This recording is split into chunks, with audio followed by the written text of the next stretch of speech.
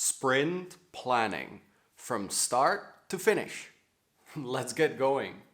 Hi everyone, Michael from Pixeesoft here. Welcome to the third sprint planning. Can you believe it? Time goes fast. Well, with the lessons learned, we'll try to plan for the next sprint even more accurately. We'll go through backlog refinement, sprint planning, and we will define a goal, the deliverable we want to have by the end of this sprint. On this channel, we talk about software development, agile, and everything in between. So if you're new here, welcome. Make sure to subscribe if you don't want to miss the next video. Also, hit the bell if you want to get notified as soon as it comes out. Right. So every good sprint planning begins with the Scrum Board. Now, we're using Trello, but you can use whatever works for you, whatever you already have within your organization. Just something where we can keep track of all the tasks and their respective status. And this is our Trello board, right after the last sprint review. So we have 5 backlog refinement tasks to do now. First, we need to archive the tasks that are done and remove those that are in the freeze box. Now we need to move the tasks that we didn't finish in the previous sprint back to the backlog lane. And now we need to re-evaluate some of the tasks that are already in the backlog.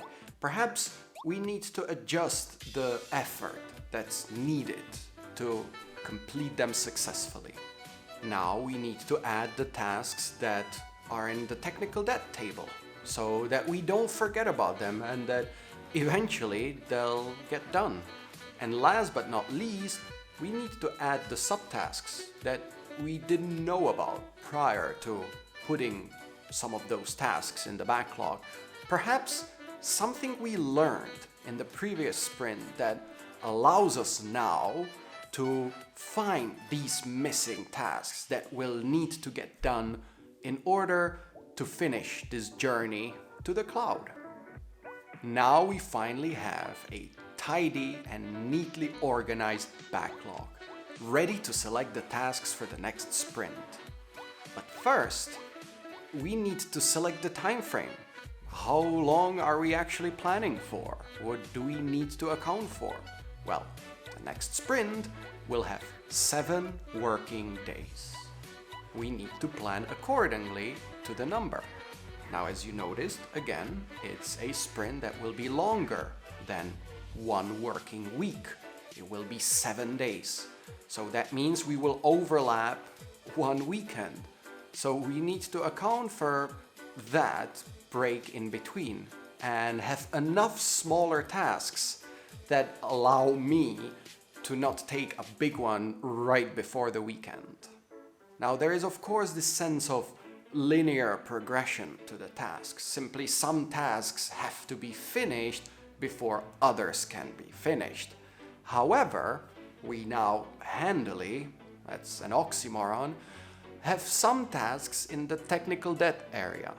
Now we can take these and put them in the sprint so that we can mix and match, and I don't have to take a task at the end of Friday that actually overlaps through the whole weekend, and all I can do on that weekend is to think about that task that I didn't manage.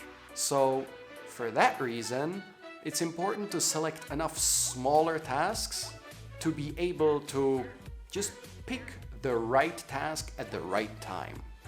Okay, moving on to the planning phase now. So let's just remind ourselves that we're using the t-shirt sizes, small, medium, and large, the lightweight version of planning.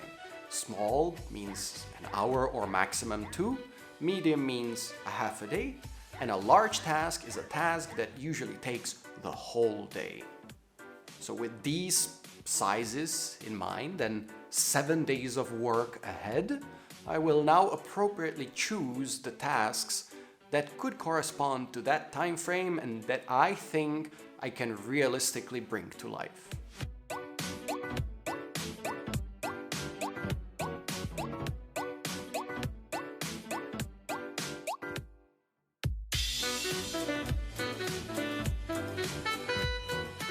There. I think that's about it. The main focus is clearly the data feeder and the data eater. Those are the two really crucial Python components. They will be very tough to debug because then again, there are integration tests that need to be performed by hand, unfortunately, not by code, yet it will be in the pipeline. Now that I think about it, automated integration tests, like a self-check. Oh, that would be great. That would be great. One day. Now, I just have to do it by hand, unfortunately. And I'm afraid that it will give me a hard time debugging those no responses and silent services. We'll see. I'm hopeful. I think that this is achievable. So the goal is, let's get the Python code running. So that's it for the planning, and as always, ready for action. Now I will continue with streaming of the daily stand-ups, the daily Scrum. So stay tuned and engage. Come online, ask a question if you have one. Write a comment at any point during the stand-up. And on that note, let's hear from you now. Do you play sprint poker during your planning? Do you have heated debates over 1 or 2 points on the effort estimation? Let me know in the comment section below. That's it from me now. Thank you for watching. Hit that like button, subscribe if you haven't already, share this video with your friends if you like it, and I'll see you live tomorrow on our next stand-up.